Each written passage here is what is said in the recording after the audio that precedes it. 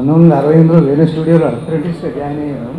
అప్పుడు నాకు కొలీగు మేము ఇద్దరం ఒకేసారి, గోపాల్ రెడ్డి గారు నేను ఒకేసారి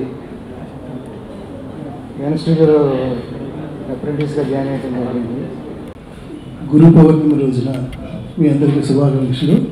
నా గురించి నాతో సహకరించిన నా అసిస్టెంట్స్ వాళ్ళని మాట్లాడమని కోరుతున్నాను. Thank you.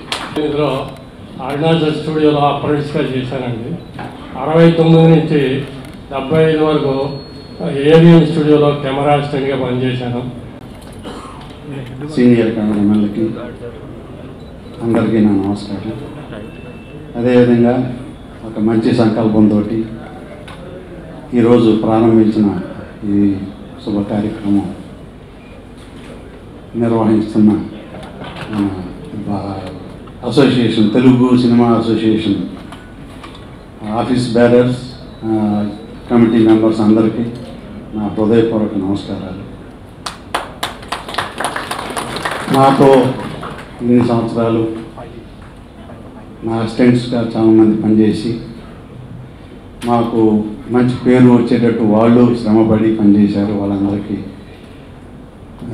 ధన్యవాదాలు. ఈ సందర్భంగా నేను కొంచెం మాట్లాడాలనుకుంటున్నాను. మన సౌత్ ఇండియన్ సినిమా ప్రారంభ దశలో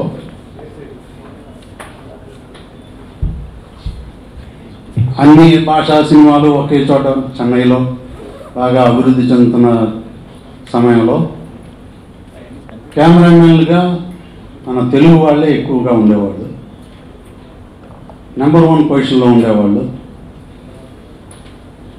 ఒక తెలుగే కాకుండా అన్ని భాషా చిత్రాల్లోనూ మన వాళ్ళే పనిచేసేవాళ్ళు అప్పట్లో.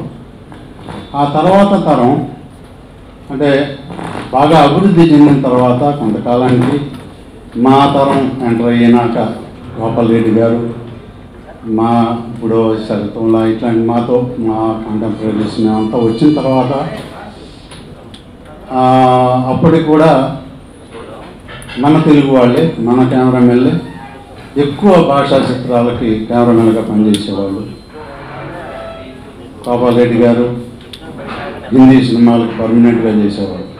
అట్లాగే చాలామంది మన సౌత్ ఇండియన్ ఫిల్మ్సే కాకుండా ఒరియా, బెంగాలీ, ఇంకా చాలా సినిమాలకి ఇప్పటికీ కొంతమంది చాలా అట్లా ఫిల్మ్స్ చేస్తున్నారు. కన్నడ, మలయాళం, తమిళ్ అన్నీ చేస్తున్నారు. అప్పట్లో నేను ఫస్ట్ టైము అప్రెంటిస్గా జాయిన్ అయినప్పుడు దొమ్మేటి సుబ్రహ్మణ్యం గారు, మన దుస్థితి చాలా చెప్పుకోవటానికి ఇబ్బందికరంగా ఉంది. చాలా హీనమైన పరిస్థితిలో మన తెలుగు కెమెరామెన్స్ ఉన్నాం. మనం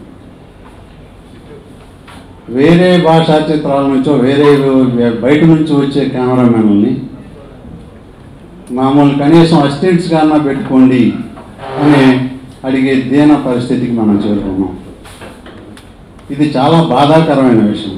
ఒకప్పుడు అంత వెలిగి ఎంతో స్కిల్స్ ఉండి అన్ని చోట్ల పట్టు సాధించి అంత పేరు ప్రఖ్యాతలు చేర్చుకున్న మన తెలుగు టెక్నీషియన్స్ ఇవాళ ఎందుకొని అంటే మనకి అసోసియేషన్కి పడదు, ఒక మెంబర్కి ఇంకో మెంబర్ పడదు.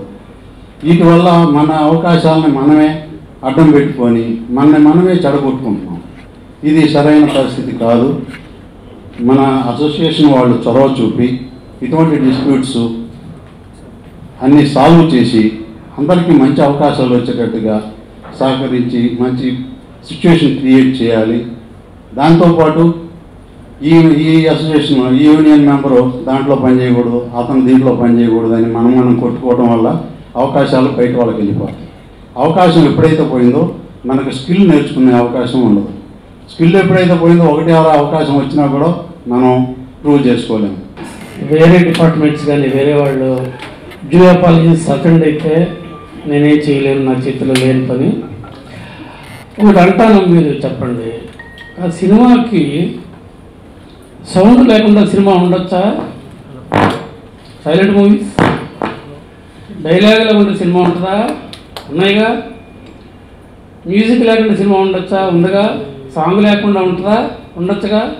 ఫైట్ లాగా ఉండొచ్చు కదా, డైరెక్ట్ లాగా ఉండొచ్చు కదా, డైలాగ్ రైట్ లాగా ఉండొచ్చు కదా, ఏమి లేకపోయినా సినిమా ఉంటుంది. కానీ కెమెరా ఉండాలి, ఒక ఫ్రేమ్కైనా కెమెరా వెనకాల కెమెరామెన్ ఉండాలి. That is the power of visual మీడియాలో సినిమా పాత్ర. కానీ సోదరుడు హనుమూలు హరి చెప్పినట్టుగా మనం కర్ణుడి చావుకు 6 కారణాలలాగా ఎక్కడో అగాధంలోకి వెళ్ళిపోయాం.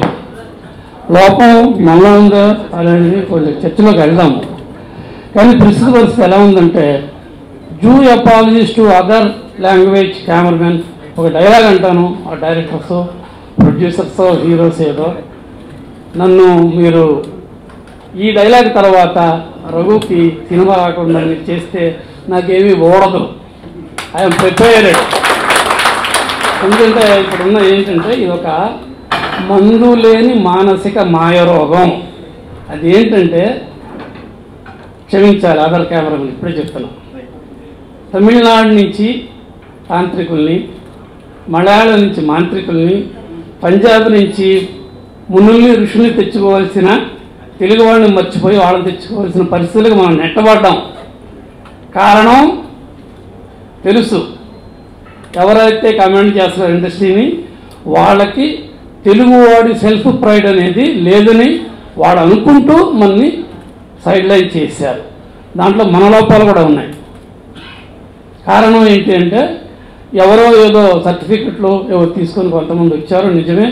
నేను 1-2 చోట్ల ప్రొడ్యూసర్స్ని వాళ్ళని క్రాస్ ఎగ్జామినేషన్ అన్నప్పుడు, టాలెంట్ తమ్ముడు టాలెంట్, ఈ సో కాల్డ్ అదర్ లాంగ్వేజెస్ ఇచ్చి మనం మీద రైట్ చేస్తున్న వాళ్ళకి టాలెంట్ పుట్టుకతో రాలేదండి. వాళ్ళు టాలెంట్ డెవలప్ చేయడానికి వాళ్ళ సంస్కృతి, వాళ్ళ పెద్దలు, వాళ్ళ సొసైటీ మెంబర్సు, ఇండియా ప్రపంచం మొత్తంలో హాలీవుడ్ తర్వాత ఇండియా ఫిల్మ్ మేకింగ్, ఇండియాలో హిందీ తర్వాత తెలుగు. ఇన్ని సంవత్సరాల నుంచి తెలుగు ఇంత ప్రామినెన్స్ ఉన్న ఈ తెలుగుకి ఎందుకు ఫిల్మ్ ఇన్స్టిట్యూట్ ఫార్మాట్ తీసుకురాకపోయాము మనం? అడయార్ నుంచి వచ్చిన స్టూడెంట్స్ డిఎఫ్టీ వాళ్ళు టాలెంటెడ్గా ఎదగడానికి కారణాలు ఏంటి, మనం అది ఎందుకు చేసుకోలేకపోయాం? ఇంతమంది టాలెంట్ వాల్యూ అనే వాళ్ళకి టాలెంట్ను డెవలప్ చేయాల్సిన బాధ్యత మనకు ఉందా లేదా? సోషల్ బాధ్యత ఈ సో కాల్డ్ సినిమా పెద్దలు వాళ్ళకి నేను అడుగుతున్నా. ఈ రోజుకైనా కూడా ఆ టైప్ ఆఫ్ టెక్నాలజీని మన ఎవరైనా కానివ్వండి, వేరేగానే వచ్చినా పర్లేదు, మన తెలుగు సినిమాకి మన తెలుగు కెమెరామెన్లు టెక్నికల్లీ బ్రహ్మాండంగా చదువుకొని కాంపిటేటివ్గా వాళ్ళతో పోటీ పడగలిగిన రోజు ఎప్పుడొస్తే అప్పుడు ఆ రోజున మీ అందరి తరఫున నేను ముందుండి పండుగ జరిపిస్తాను. Please subscribe. Please do subscribe. Please subscribe. Please subscribe. Please subscribe to our YouTube channel. All the best.